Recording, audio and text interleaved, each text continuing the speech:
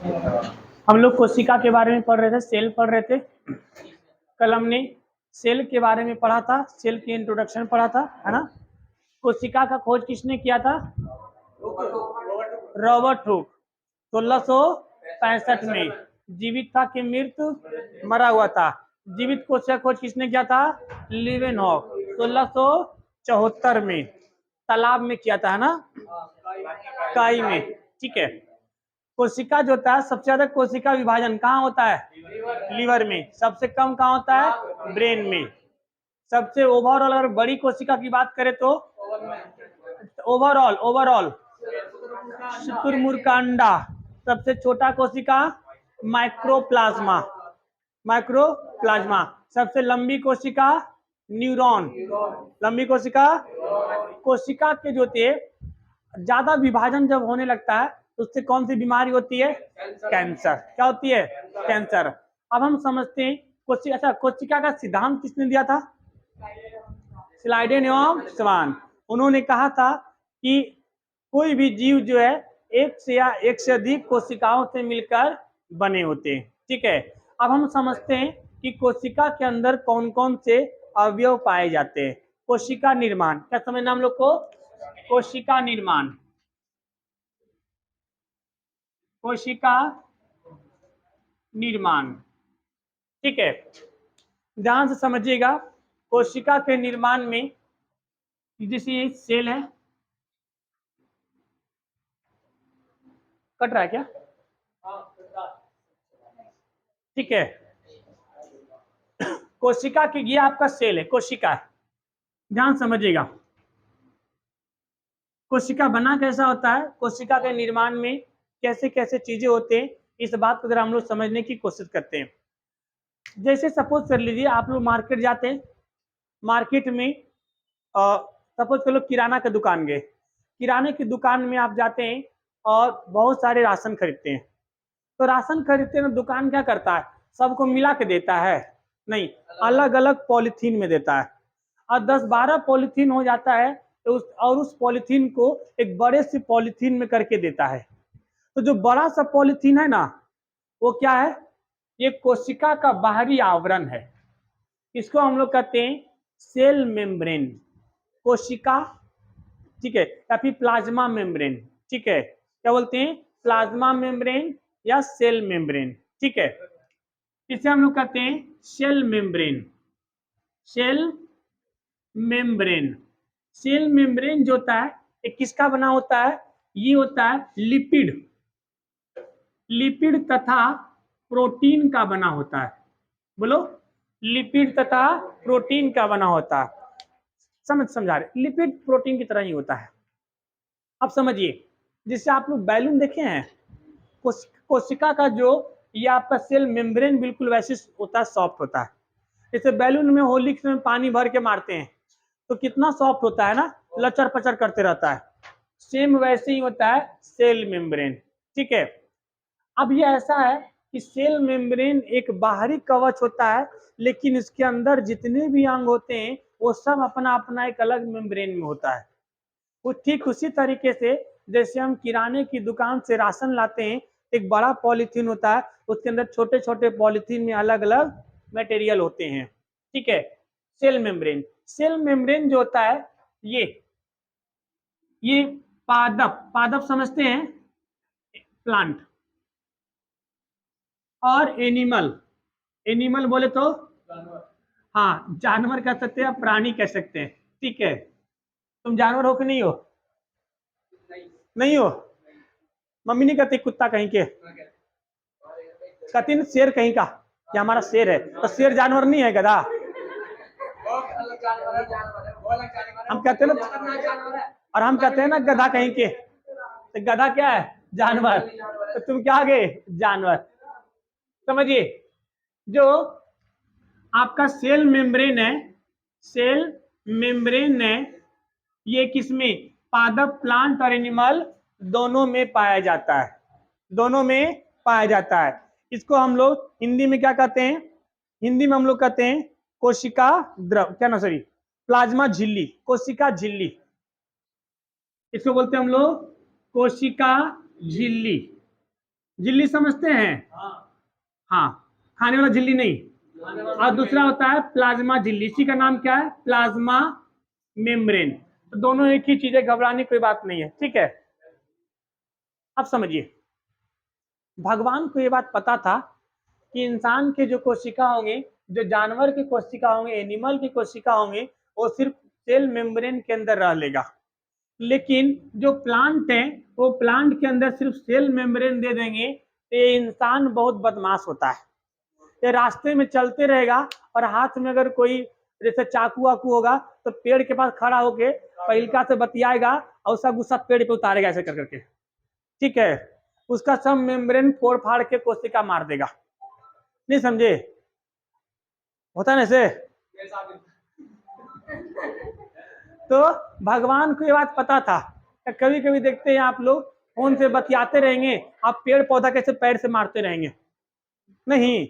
इसलिए भगवान ने इसको सुरक्षा करने के लिए, जो प्लांट होते हैं, ये प्लांट में सुरक्षा करने के लिए सेल मेम्ब्रेन के अलावे कोशिका भीति, कोशिका भीति इंग्लिश में क्या बोलेंगे?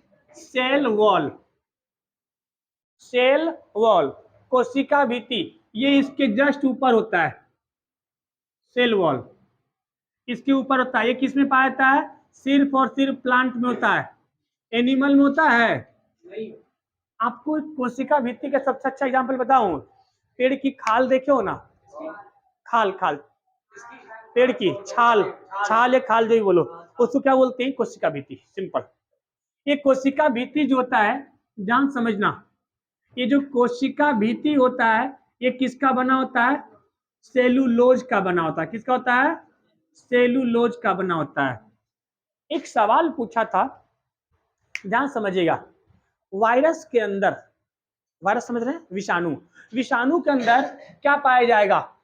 ये सेल मेम्ब्रेन की कोशिका भीति, सेल वॉल।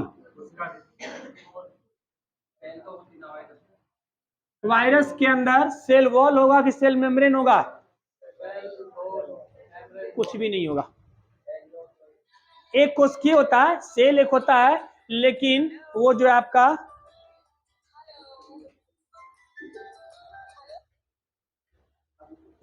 है, क्या नाम है? वायरस में सेल मेम्ब्रेन नहीं होता है, ठीक है। तो ध्यान रखिएगा, ये जो सेल मेम्ब्रेन है, ये वायरस में नहीं होता है। विषाणु में नहीं होता है, ठीक है। सेल मेम्ब्रेन किस में नहीं होता है? वायरस में नहीं होता है। यानी वायरस को छोड़कर सभी जंतुओं, पादप तथा एनिमल में पाया जाएगा। एक मिनट, टेंशन ना लो, इसका भी सॉल्यूशन है। इंटरनेट ही बंद कर दो। हाँ, साइलेंट कर दिया ना, बजते रहे। लोग ऐसे ऐसे लोग हैं, जब एक बार फोन काट देते तो उनको समझ में आना चाहिए, लेकिन कहते हैं नहीं, भगवान जो महिलाओं को बुद्धि दिया नहीं है। जब महिला को भगवान बना रहा था ना, तो मेमोरी कार्ड अंदर ही छोड़ दिया था स्टोर में, को बोला बिना मेमोरी कार्ड के भेज देते हैं। ये होम ट्यूशन वाली महिला है, समझिए। तो विषाणु में सेल मेम्ब्रेन नहीं होता है। वायरस को छोड़कर सभी जंतु एवं प्लांट में सेल मेम्ब्रेन होता है। प्लांट में सेल मेम्ब्रेन के अलावा क्या पाया जाता है? कोशिका भीति, सेल वॉल, सेल वॉल। अब समझते हैं इसके अंदर का क्या होता है हिस्सा। सबसे पहले इसकी कोशिका के अंदर पाया जाता है माइटोकॉन्ड्रिया, माइटोकॉन्ड्रिया, माइटोकॉन्ड्रिया, ठीक है। माइटोकॉन्ड्रिया, बात समझ में आ रहा है? माइटोकॉन्ड्रिया का खोज किसने किया था?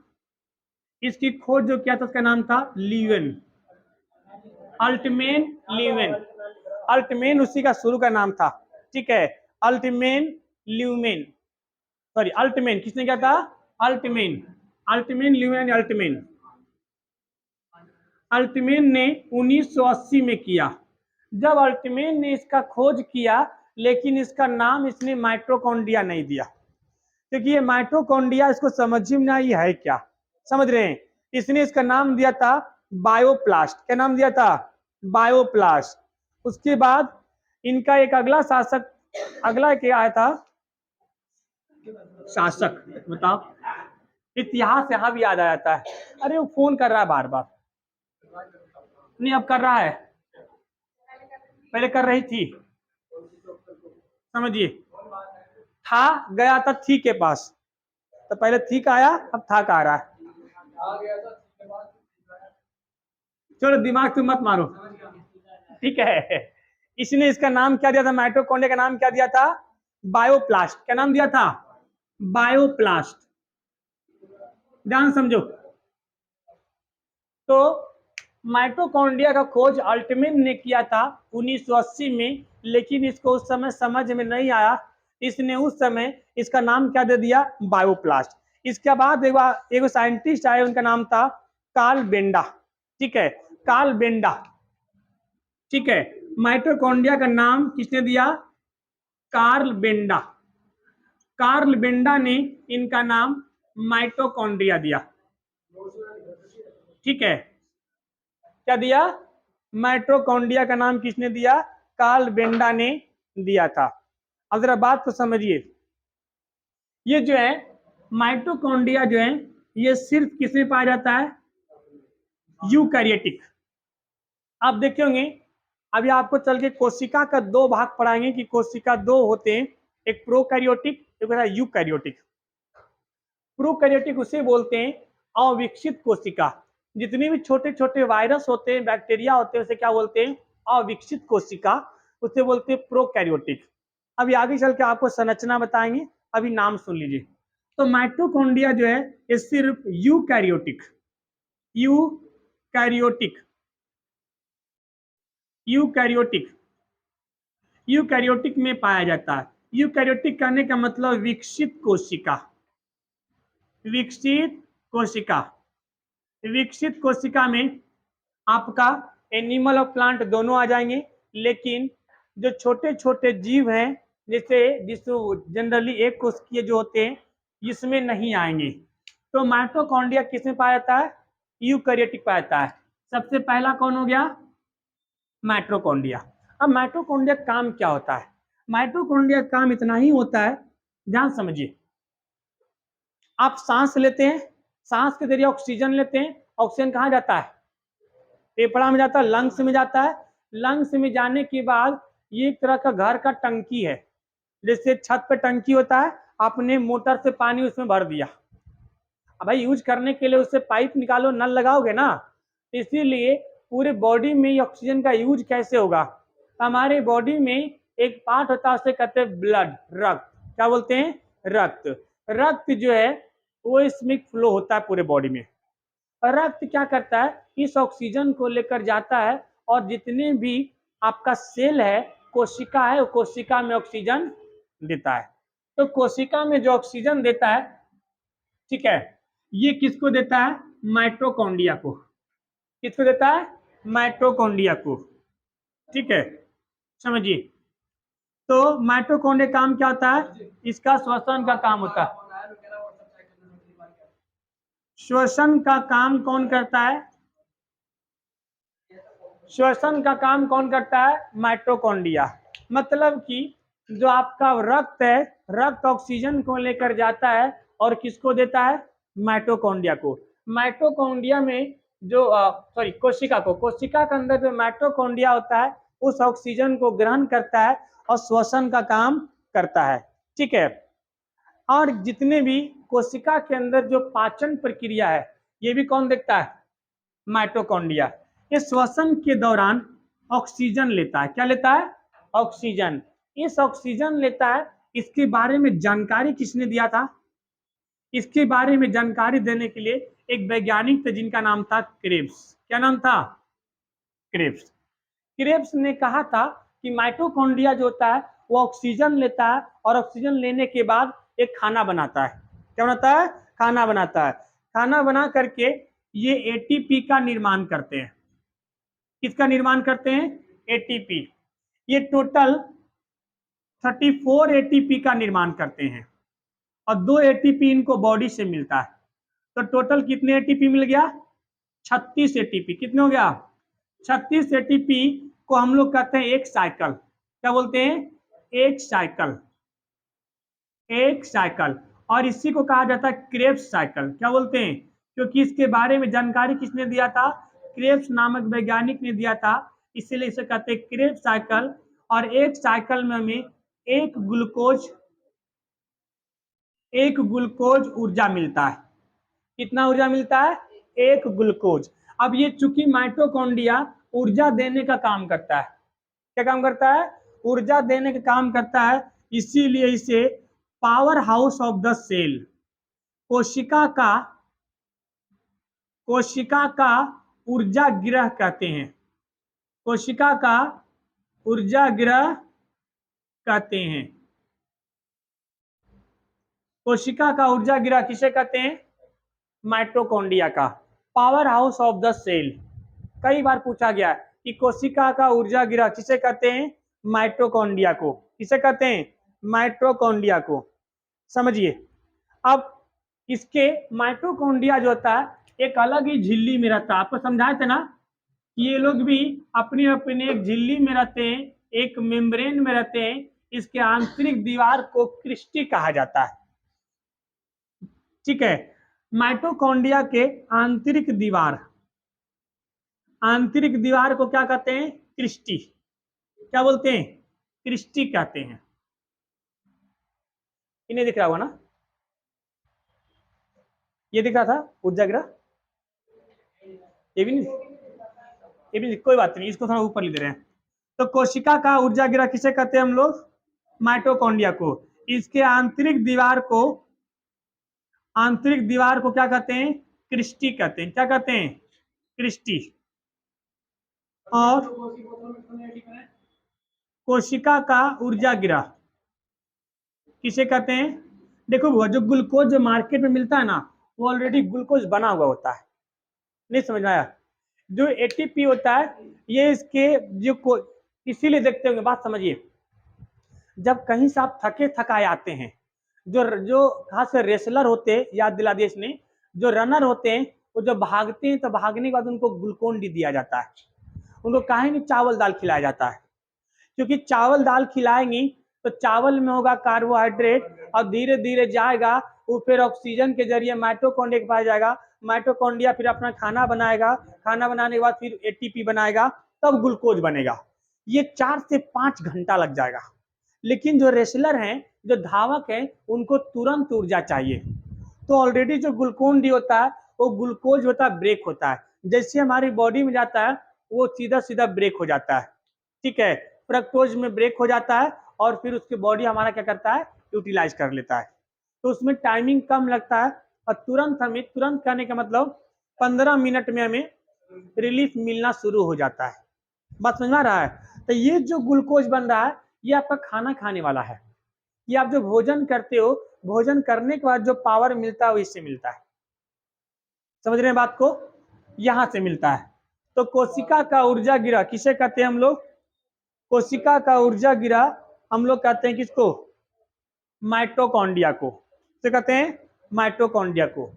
माइटोकॉन्ड्रिया एक बात बताइए, जैसे अभी आपका घर है, घर में किचन है, किचन में खाना बनता है, ये माइटोकॉन्ड्रिया खाना बना दिया। आप क्या खुद जाके सबको देगा? नहीं देगा। खाना देने के लिए कोई होना चाहिए। ठीक है, क्योंकि अगर ये माइटोकॉन्ड्रिया सबको भोजन देने जाएगा तब तो फिर हो गया, फिर तो खाना कौन बनाएगा? नहीं समझे? इसीलिए 1998 में एक वैज्ञानिक थे, इनका नाम था गोल्गी। इसमें मिटा दूं? क्या नाम था? गोल्गी। ठीक है, कैमिलो गोल्गी नाम क्या था उनका? Camillo Golgi. तो दूसरा आपका आएगा गोल्गी बॉडी। क्या आएगा? Golgi body. एक वैज्ञानिक थे, उनका नाम था कैमिलो गोल्गी। तो कैमिलो गोल्गी ने किसका खोज किया? गोल्गी बॉडी का। गोल्गी बॉडी का। गोल्गी बॉडी का काम क्या होता है? इसका काम होता है भोजन को कोशिका के विभिन्न अंग तक पहुंचाना, विभिन्न अंग तक पहुंचाना। ये पहुंचाने का काम कौन करता है? Golgi apparatus, Golgi body. ठीक है, इसके बाद अगला आता है वैक्यूलस। क्या आता है? वैक्यूलस। ठीक है, वैक्यूलस। वैक्यूलस का काम क्या है? वैक्यूलस का काम है, वैक्यूलस, वैक्यूलस का काम है जल को स्टोर करना, जल को स्टोर करना। हमारी बॉडी में 65 से 80% तक जल होता है। कितना होता है? 65 से 80% तक जल होता है। तो आपको क्या लगता है 65 से 80% होता है तो कोई पार्टिकुलर जगह जमा रहता है? पेट में जल होता है भरा हुआ, बैलून फोड़ो तो निकल जाएगा। हाँ, नहीं, वो बता रहे रुको तो अभी। तो हमारे बॉडी में 65 से 80% नहीं रहता, उसमें हड्डी में ना रहता है। हाँ, उसमें बहुत सी चीजें होती हैं। ठीक है, अभी जब हड्डी आपको पढ़ाएंगे अस्थिक स्केलेटन सिस्टम, कंकाल तंत्र, उसमें बताएंगे आपको। ठीक है, कैल्शियम फॉस्फेट, समझिए। चलो उधर, ये हमारे शरीर में 65 से 80% तक जल होता है। ये जो जल होता है ये इन्हीं रूप में पाया जाता है, कोशिका के अंदर वैक्यूलस में जमा होता है, एक जगह कहीं जल नहीं होता है। ठीक है, वैक्यूलस, वैक्यूलस जो होता है इसका काम क्या है? जल का स्टोर करना। समझिए, हमारी पूरे बॉडी में 65 से 80% तक क्या होता है? जल होता है। ये जल एक जगह स्टोर नहीं होता है होगा, ये अलग अलग जो होते हैं ये सब कोशिका के अंदर होते हैं। आप देखते हो डॉक्टर इसीलिए कहता है पानी ज्यादा पीना चाहिए, तो जितना ज्यादा पानी पियोगे कोशिका में उतना ज्यादा जल होगा, और उसके में जितने भी जल होगा तो उसको ऑक्सीजन मिलने का चांसेस ज्यादा होगा, कोशिका स्वस्थ रहेगा। इसीलिए देखते होंगे जो ज्यादा पानी पीता है उसके चेहरे पर ग्लो रहेगा। जो लोग बहुत कम पानी, बहुत ऐसे लोग होते हैं कि जिनको पानी पानी पीने का प्यास लगा हुआ है लेकिन प्यास रोकने की क्षमता होती है, नहीं समझे? बहुत से ऐसे लोग होते हैं पानी प्यास लगा रहता है लेकिन 3-4 घंटे उस प्यास को रोक सकते हैं। बहुत से ऐसा होता है थोड़ा सा प्यास लगा बोतल खरीद लेगा लेकिन पानी पिएगा, अब पिएगा 2 घोट पानी, अब पूरा बोतल भी हिलाते घर लेके आएगा ऐसे करके, लेकिन खरीदेगा जरूर, नहीं समझे? तो इसका मतलब ये नहीं कि खूब पानी पीता, वो दिखावा है। पानी प्यास लगा तो पूरा लो, पूरा पी जाओ बोतल, नहीं समझे? अब पिएगा 2 घोट रख लेगा, रख ले, बैग में डाल ले, चल कर घर लग जाएगा, खूब मम्मी पानी बोतल लिए थे। समझिए, तो 65 से 80% जो जल होता है ये इन्हीं वैक्यूलस में होता है।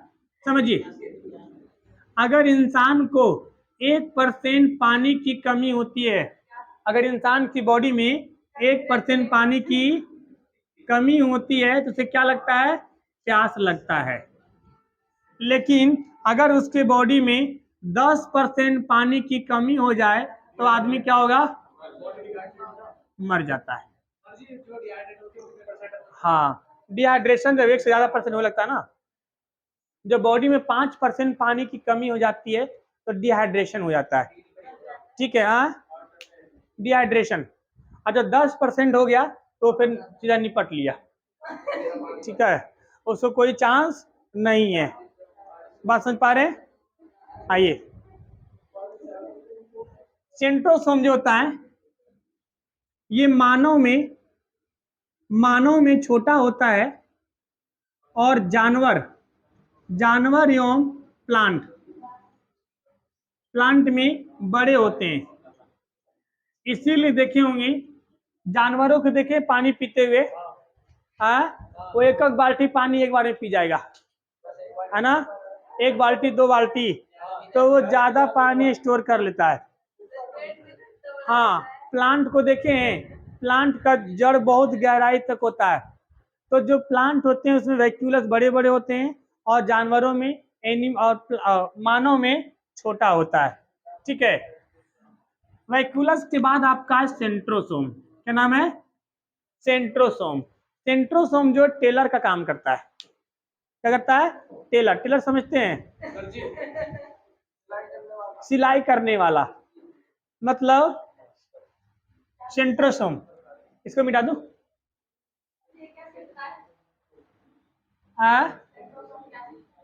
क्या सिलता है? एक कोशिका सिलता है, नया कोशिका बनाता है।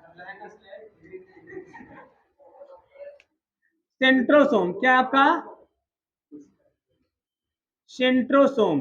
सेंट्रोसोम जो है ये कोशिका विभाजन में, कोशिका विभाजन में भाग लेता है। यानी कोशिका का जब विभाजन करना होता है तो कौन करता है? सेंट्रोसोम। सिर्फ कोशिका ही नहीं, यह समझिए, सिर्फ कोशिका ही नहीं, अगर अगर आपके कोशिका के अंदर कोई, सपोज कर लीजिए, देखो ये सेंट्रोसोम है, कोशिका के अंदर वैक्यूलस जो है मर गया, क्या हो गया? डैमेज हो गया। अब से वैक्यूलस डैमेज हो गया तो पानी का स्टोर कौन करेगा? कोई चाहिए ना, तो तुरंत सेंट्रोसोम को बोलता है कि वो वैक्यूलस बनाओ। ये ससुर इतना बदमाश है कि कोरोना इसी ने बनाया था। अब ये आगे सिखाएंगे कैसे कोरोना इसने बनाया था। यही टेलर है। जैसे मान लीजिए कि आपका कोई टेलर है जहां से आप कपड़ा सिलाते हैं, तो आपके सपोज कर लिए कि पापा के नाम पे बोल देते हैं कि फलाना ने हमें भेजा, तो वो आपके सिल देगा कपड़ा, पैसा बोले तो पापा से हम ले लेंगे। लेकिन आपका दोस्त समझ गया, आपका दोस्त भी गया और आपके पापा के नाम पे कपड़ा सिला लिया, नहीं समझ रहे हैं? तो वो तो टेलर को क्या पता, जब नाम ले लिया उनका तो कपड़ा सिल देगा वो। तो वैसी सेंट्रोसोम है कि ये अपना शरीर के अंदर तो काम करता ही करता है, कोशिका के बाहर भी नया कोशिका ही बनाता है, समझे? तो कोशिका के अंदर अगर कोई भी अंग काम नहीं करता है तो उस अंग को मारने का काम कोई और करता है और नया बनाने का काम कौन करता है? अब यही मर गया तो बात भी सही है। अब टेलर मर गया तो कौन कपड़ा सिएगा? फटल कपड़ा सी पहन ले रहो, फिर आगे बताएंगे उसके लिए, फिर टेलर नहीं आएगी। आइए, ये कोशिका विभाजन में क्या करता है? भाग लेता है। जब ये अत्यधिक कोशिका विभाजन करता है, अल्लाह नहीं, जब अत्यधिक कोशिका विभाजन करता है तो कौन सी बीमारी होती है? कैंसर। कौन सा होता है? सबसे ज्यादा कोशिका विभाजन कहाँ होता है बउआ? लीवर में, है ना?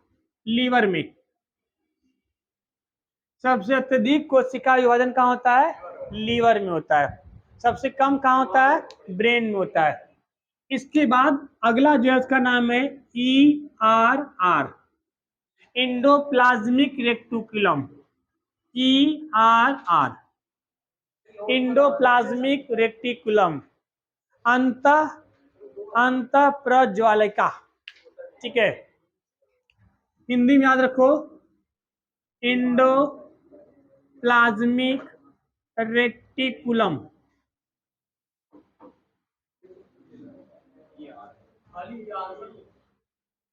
अभी बता रहे हैं, अभी रुको तो वेट करो। इंडोप्लाज्म ER है ना, ER दो टाइप के होते हैं, ERR और ERS।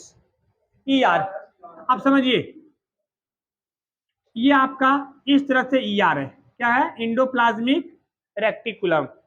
इंडोप्लाज्मिक रेक्टिकुलम जो होता है इसे हम लोग बैकबोन ऑफ कोशिका कहते हैं। बैकबोन ऑफ सेल, सेल कोशिका की रीढ़ की हड्डी। यानी कहने का मतलब है, रीढ़ का हड्डी का काम क्या होता है? शरीर की संतुलन को बना के रखना। अगर रीढ़ की हड्डी टूट जाएगा तो आपका बॉडी खड़ा नहीं रह पाएगा। उसी तरीके से कोशिका के अंदर जो होती है, ये क्या करता है? इसका कोशिका के अंदर, जहाँ समझिए, कंकाल का काम करता है। यानी कि ये कोशिका को आप कह सकते हैं उसको एक संरचना देने का काम करता है। कौन? इंडोप्लाज्मिक रेक्टिकुलम, ठीक है? ये कोशिका का पिलर का काम करता है, पिलर का काम करता है। यानी कोशिका को पचकने से बचाता है। पचकने समझते हैं? दबने से, जैसे आपकी रीढ़ की हड्डी है, तो रीढ़ की हड्डी है, आपको पीछे से कोई दवा प्रेस नहीं कर सकता है। लेकिन जहां पर रीढ़ की हड्डी आपको नहीं है, अगर रीढ़ नहीं होता तो थोड़ा इधर दबाता, ऐसे इधर बाहर निकल आता, नहीं समझे, ऐसे टेढ़ा हो जाता तुरंत। तो ये कोशिका को क्या करता है, पचकने से बचाता है। हाँ हाँ हाँ, ये दो तरह के होते हैं, एक होता है आपका ERR, दूसरा होता है ERS, दूसरा होता है ERS। ठीक है, ERR का मतलब होता है endoplasmic reticulum, endoplasmic reticulum rough. Rough क्यों होता है, रफ क्यों होता है, क्योंकि इसके ऊपर राइबोसोम पाया जाता है, राइबोसोम्स, राइबोसोम्स। तो इसके ऊपर क्या पाए जाते हैं, राइबोसोम। ये स्मूथ होता है, कैसा होता है, स्मूथ, इंडोप्लाज्मिक रेक्टिकुलम स्मूथ। ऐसे क्या बोलेंगे, रफ, इसे क्या बोलेंगे, बोलो, इसको बोलेंगे रफ। ये स्मूथ इसलिए होता है क्योंकि ये फैट का निर्माण करता है। किसका निर्माण करता होगा, फैट, फैट बोले तो वसा का निर्माण करता है, इसीलिए कैसा होता है, स्मूथ होता है। रफ कैसा, रफ समझते हैं आप, अपना जीभ देखे हैं, जीभ पे कभी उंगली फेरे हैं, कैसा होता है, स्मूथ है कि रफ है, रफ है, कैसा है, रफ है। तो सेम उसी टाइप का, कभी आपने जानवर का जीभ पकड़ के रख रहे हैं, उसका और ज्यादा रफ होता है, उंगली काट देगा। ठीक है, समझिए, ये इसके ऊपर क्या होते हैं, राइबोसोम्स। राइबोसोम से काम क्या होता है, प्रोटीन का निर्माण करना। तो इंडोप्लाज्मिक रेक्टिकुलम कितने टाइप के होते हैं, दो टाइप के, एक रफ और दूसरा स्मूथ। एकदम समाचार तरफ पूरा सुनाने लगता ना रे, हो गया ठीक है, आवाज तुम्हारा तेज आता है। एक तो ये भी जियाउद्दीन, ये भी था, अभी बातें कर रहा था, शांति से बैठो, ये तो हंसते रहती है फालतू के। हाँ ये लड़का तो ठीक है, ले थोड़ा ले खोपड़ी फोड़ दे उसको, समझ, समझो, हाँ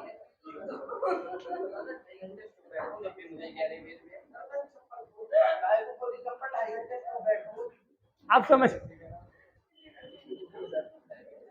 राइबोसोम्स का काम क्या होता है, अलगे देखो इसका ईटा घसका हुआ है। राइबोसोम्स का काम क्या होता है, प्रोटीन का निर्माण करना, इसीलिए इसे हम क्या कहते हैं, प्रोटीन की फैक्ट्री। इसे क्या कहते हैं, प्रोटीन की फैक्ट्री। प्रोटीन की फैक्ट्री किसे कहते हैं, राइबोसोम्स को। ये प्रोटीन का क्या करता है, निर्माण करता है। यानी इसके बाद में क्या आएगा, राइबोसोम, क्या आएगा, तो राइबोसोम भी कोशिका का क्या होता है, एक अंग होता है। राइबोसोम जो होते हैं वो दो तरह की प्रोटीन बनाते हैं, एक 70S और दूसरा 80S। 70S और 80S, जितने भी प्रोकैरियोटिक होता है और विकसित कोशिका होता है उसके अंदर 70S होता है। कितना होता है, 70S होता है। और जितना भी आपका यूकैरियोटिक है, विकसित कोशिका है, उसके अंदर कौन सा होता है, 80S होता है। उसके पास मत बैठना। वही लड़की एक कह रही थी कि चिलम पीते हो, चिलम पिया करो, चिलम पीने से दिमाग बढ़ता है। अरे वो अपनी बिल्डिंग से नीचे उतर रही थी, एगो खैनी खा रहा, बोलता है एक मेरे लिए बना देना थोड़ा सा भी। हाँ हाँ हाँ, गांजा, गांजा फूकती लड़की हो।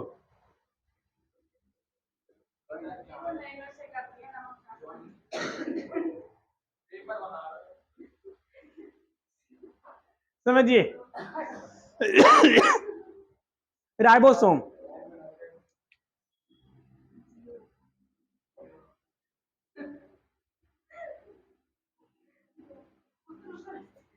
इसको भी आधे घंटे तक दौरे पड़ेंगे अब, समझो।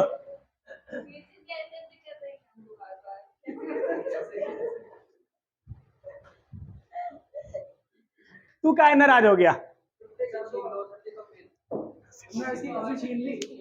अच्छी छीन ली? अरे ना, वो लड़का अच्छा है। 5 मिनट ठीक, 5 मिनट ठीक।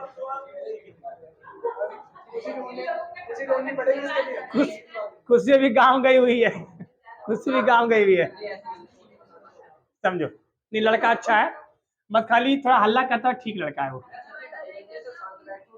अच्छा, जब से नहीं, जब से शांत बैठ रहा है, ये बात ये बोल रहा था इसको खोपड़ी फोड़ इसको डंडा लेके।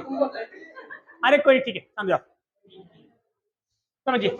राइबोसोम, अरे नहीं ठीक है, तू कहा दिल पे ले रहा है बात को। सबसे अच्छा लगा तो पता है कौन है?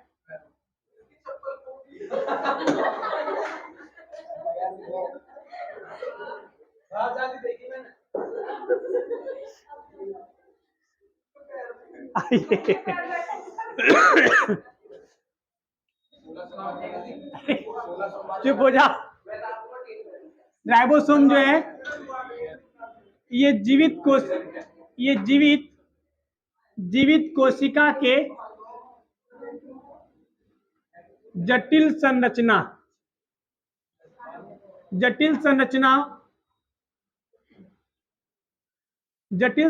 वाला होता है। राइबोसोम जो होता है ना, इसे जटिल संरचना वाला होता है क्योंकि ये प्रोटीन बनाता है। क्या बनाता है? प्रोटीन। प्रोटीन जो होते हैं किसके बने होते हैं? इसमें अमीनो एसिड के। किसके बने होते हैं? अमीनो अम्ल के। कितने तरह का अमीनो अम्ल? 20 तरह का अमीनो अम्ल। इस 20 में 10 जो होता है कहां से मिलता है? भोजन से। और बाकी 10 कहां मिलता है? पानी से। ये ऑलरेडी शरीर में होता है ना। टोटल मिला कितने तरह के? 20 तरह के अमीनो अम्ल से क्या बनता है? प्रोटीन। इसलिए देखते होंगे प्रोटीन का जो पाचन होता है ये यहाँ से अमाशय से शुरू होता है और जाके छोटी आंत में पचता है। जल्दी पचता ही नहीं है, नहीं समझे? तो प्रोटीन का पाचन जल्दी नहीं होता है। तो राइबोसोम को ये प्रोटीन बनाता है, इसीलिए इसे प्रोटीन की फैक्ट्री कहते हैं। क्या बोलते हैं? प्रोटीन की फैक्ट्री।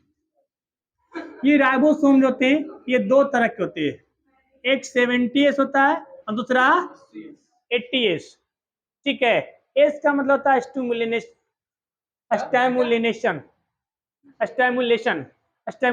यूनिट। ठीक है, S for stimulation unit. 70S किसमें पाया जाएगा? अविकसित कोशिका। और 80S किसमें पाया जाएगा? विकसित कोशिका। विकसित ऐसे लिखा था जी, पहले ठीक लिखे थे ना, जो मन वो ले लेना। विकसित कोशिका। ठीक है, जितने भी विकसित कोशिका है उसमें क्या पाया जाएगा? 80S, है ना। और जितने भी अविकसित में क्या पाया जाएगा? 70S। प्रोटीन का काम क्या होता है जी? नहीं बाबा, गलत। नहीं, प्रोटीन जो है ये शरीर के वृद्धि में तथा मेंटेनेंस में काम आता है। हाँ, मेंटेनेंस। आप समझिए, आप जिम जाते हैं तो जिम वाला क्या कहता है? प्रोटीन शेक पियो। प्रोटीन पीने से क्या होता है? जितने डेड सेल होते हैं वो सब निकल जाते हैं और नए सेल बनते हैं, चमकदार सेल। तो देखते होंगे फूल के कदुआ हो जाएगा, लेकिन उसके अंदर ताकत नहीं बढ़ता है, उससे वजन नहीं बढ़ता है। तो ध्यान रखिएगा, प्रोटीन जो है ये कभी कभी ऊर्जा देता है। अभी ऊर्जा कब देगा? वैसे ऊर्जा नहीं देता है। जिस दिन आप फास्टिंग रखते हैं, तो फास्टिंग रहते तो शरीर में हम खाना तो खाते नहीं है, लेकिन फिर भी आप जैसे फास्ट रहते तो थोड़ी खटिया पे सुतल रहते हैं, नहीं ना जी, आप फिर भी सब काम करते हैं। तो उस समय एनर्जी बॉडी को कहाँ से मिलता है? ये प्रोटीन देता है। कौन देता है? प्रोटीन। ठीक उसी तरीके से जिस तरीके से आप अपनी पैसा आपातकाल स्थिति में निकालते हैं, जब पापा के पास एकदम दिवालिया हो जाते हैं कि महीना के 25 तारीख आ गया, 5 दिन तुम लोग चलाओ, तब निकलता, मम्मी 1000 रुपये ले ले। अच्छा, देखो आ गया 1000 रुपये। ठीक है, हाँ जो भी है समझिए। तो प्रोटीन का काम क्या होता है? शरीर की वृद्धि करना और इसके मेंटेनेंस को बढ़ाना। ठीक है, और शरीर को ऊर्जा देता है, लेकिन कब देता है? जब फास्ट रखते हैं, व्रत के समय ऊर्जा देता है, ऐसे समय ऊर्जा ये नहीं देता है। प्रोटीन से क्या वजन बढ़ता है जी? नहीं बढ़ता है ना? वजन नहीं बढ़ता है। अगला जो है इसका नाम है लाइसोसोम। क्या नाम है? लाइसोसोम। इसको मिटा दूंगा।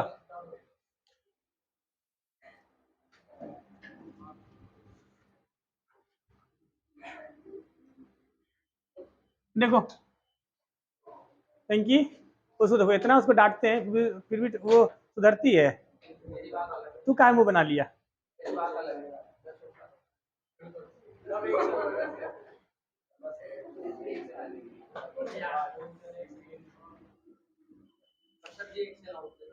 हाँ बिल्कुल समझिए बुआ। लाइसो अरे अगला क्या है? लाइसोसोम। लाइसोसोम क्या होते हैं समझिए। ये बहुत ही खतरनाक है। इस कोशिका के अंदर ये सबसे खतरनाक सदस्य है। इसका नाम क्या है? लाइसोसोम। क्योंकि इसके अंदर एक एंजाइम पाया जाता है, उसको बोलते हैं हाइड्रो हाइड्रोलिटिक एंजाइम। क्या बोलते हैं? Hydrolytic enzyme.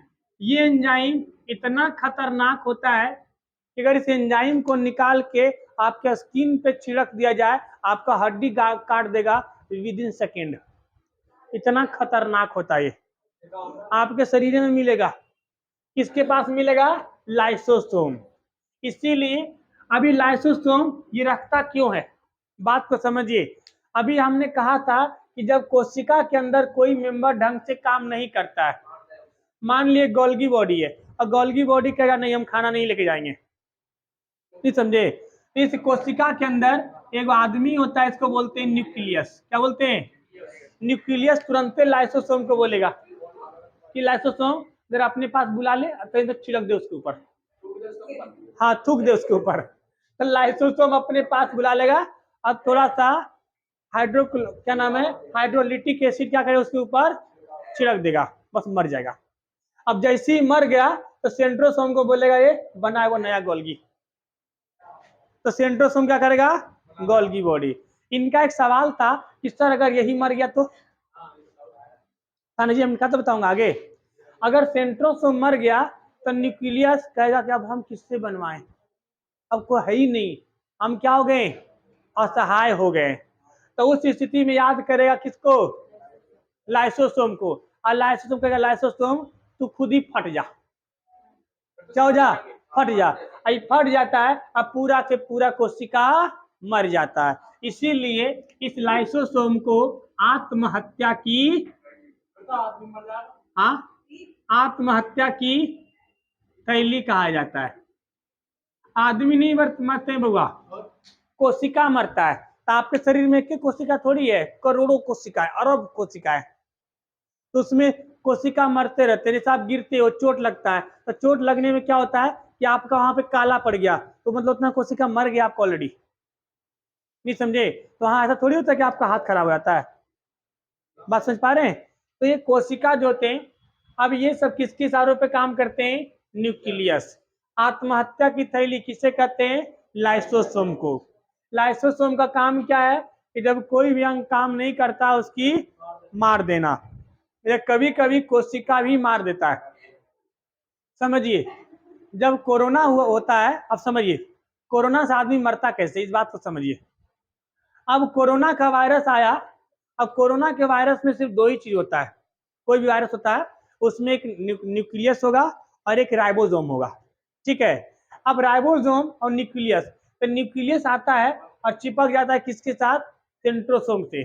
और सेंट्रोसोम से कहता है कि सुनो मेरे जैसे कोशिका बनाओ। इस सेंट्रोसोम बकलोल है, वो देखता है कि न्यूक्लियस है, तो उसको समझ में आता है कि हमारा वाला न्यूक्लियस बोल रहा है, क्योंकि ऑर्डर कहां से जाता है? न्यूक्लियस से। अब बोल रहा था कोरोना वाला न्यूक्लियस, बोलता ठीक है कितना पीस छापना है, बोलता अनगिनत छापते जाओ। आई ससुरा सेंट्रोसोम जो है वो कोरोना वायरस बनाना शुरू कर देता है। ऐसा थोड़ी है कि शरीर में कोरोना होता है तो एक बोरा कोरोना जाता है शरीर में, एक आध दो को जाता है, लेकिन 8 दिन में एक बोरा निकलता है। नहीं समझे? अब ये छाप रहा है कोरोना वायरस, तब तक पता चल जाता है किसको? न्यूक्लियस को। बोलता अरे छोटा तू क्या कर रहा है रे? आप ही तो बोले थे। हम कहाँ बोले? बोला इसका मतलब कोई और है जो हमारे घर में घुस गया है। एक काम करो, किसको याद करता है? लाइसोसोम। कहता लाइसोसोम ये अनर्थ हो रहा है, तुम फट जाओ। अनर्थ तो लाइसोसोम क्या होता है? फट जाता है, पूरा का पूरा कोशिका मर जाता है। तो कोरोना तो बन चुका है, अब वो किसी और कोशिका के पास जाएगा। ऐसे करते करते वो सारी कोशिकाओं को मार देता है। तो कहते हैं कि उसका लंग्स जो था गल गया, अब आदमी करते करते निपट गया। नहीं समझे? अभी आगे हम इसको डिटेल्स में समझेंगे। अब इसका अगला क्या है? न्यूक्लियस। क्या है? न्यूक्लियस कल पढ़ाएंगे जी। वैसे भी न्यूक्लियस के अंदर भी देखेंगे क्या क्या पाया जाता है ना। न्यूक्लियस के अंदर चर्चा कल करेंगे।